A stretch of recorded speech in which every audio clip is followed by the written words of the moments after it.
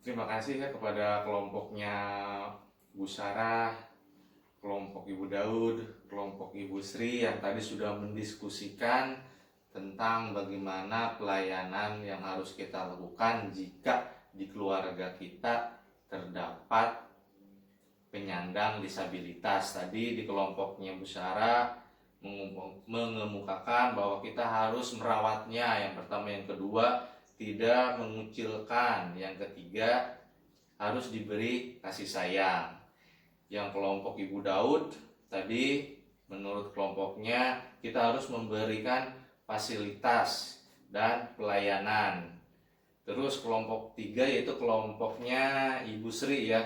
Tadi hasil diskusinya itu yang pertama harus memberikan kasih sayang, yang kedua memberikan makan dan minum. Nah, dari hasil diskusi ibu-ibu semua tadi dalam kelompoknya, mari kita simpulkan bagaimana pelayanan yang harus kita lakukan terhadap penyandang disabilitas berat di keluarga. Bisa kita lihat semuanya di flip chart ya, yang akan saya tampilkan di depan. Semuanya perhatikan pelayanan terhadap penyandang disabilitas berat di keluarga. Yang pertama, kita harus memberikan makanan 4 sehat, 5 sempurna.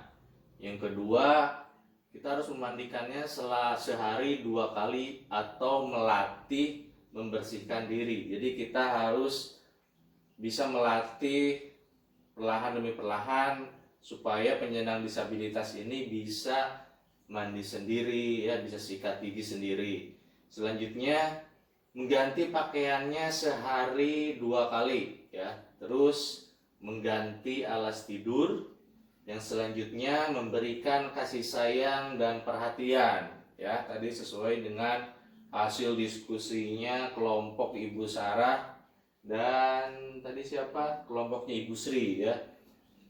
Selanjutnya memberikan rasa aman dan nyaman. Jadi kita juga harus memberikan rasa aman dan rasa nyaman. Jangan sampai penyandang disabilitas ini merasa terkucilkan.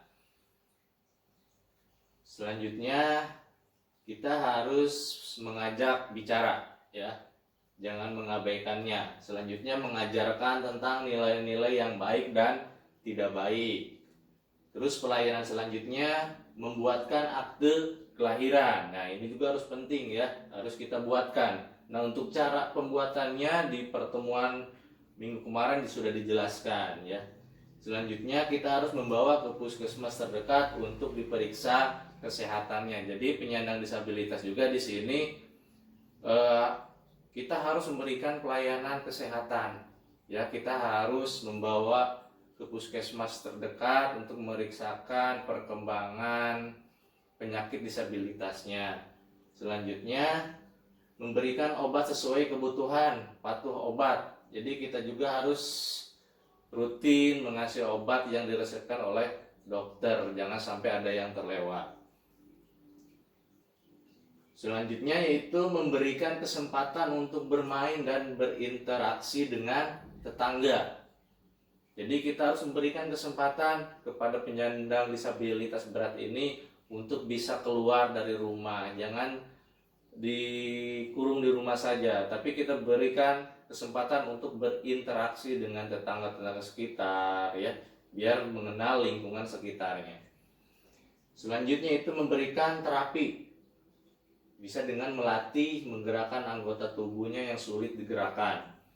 Selanjutnya menjaga dari kekerasan dan eksploitasi. Jangan sampai penyandang disabilitas ini dimanfaatkan oleh oknum-oknum tertentu, dan jangan sampai dimanfaatkan juga oleh keluarganya untuk misalkan mengemis di jalanan karena memanfaatkan dari disabilitasnya itu sehingga menimbulkan rasa iba dari orang lain, seperti jangan sampai ya.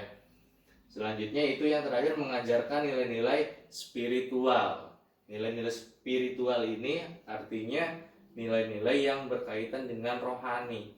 Kalau berbicara dengan rohani berarti nilai yang terkandung atau hubungannya antara manusia dengan Tuhan. Atau secara sederhananya adalah mengajarkan tentang akhlak yang terpuji. Nah, selain dari pelayanan terhadap penyandang disabilitas berat di keluarga yang sudah sampaikan ini, selanjutnya bisa dilihat juga di chart 6. Ya, sebentar saya tampilkan.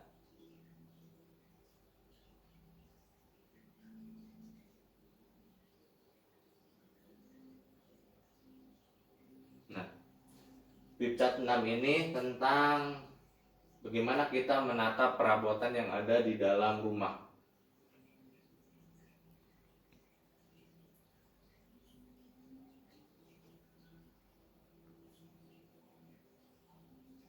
Nah, yang pertama kita harus menata ruangan, ya, dimana ruangan itu harus menyisakan atau memberikan ruang gerak dan sirkulasi yang cukup bagi penyandang disabilitas. Selanjutnya, perabot di dalam rumah seperti lemari pakaian, lemari buku, ya, rak piring, rak sepatu dan lainnya harus dapat diakses oleh penyandang disabilitas, harus mudah diakses. Jangan sampai penyandang disabilitas ini kesulitan misalkan untuk meraih pakaian di lemarinya, kejauhan, ya, karena kekurangan. Kan penyandang disabilitas ini terdapat bagian tubuhnya yang cacat atau mentalnya yang kurang. Jadi ketika penataannya tidak rapi akan menyulitkan penyandang disabilitas. Selanjutnya yaitu peletakan dan penataan barang-barang jangan dipindah-pindah. Apabila akan dipindahkan harus diinformasikan kepada penyandang disabilitas tersebut.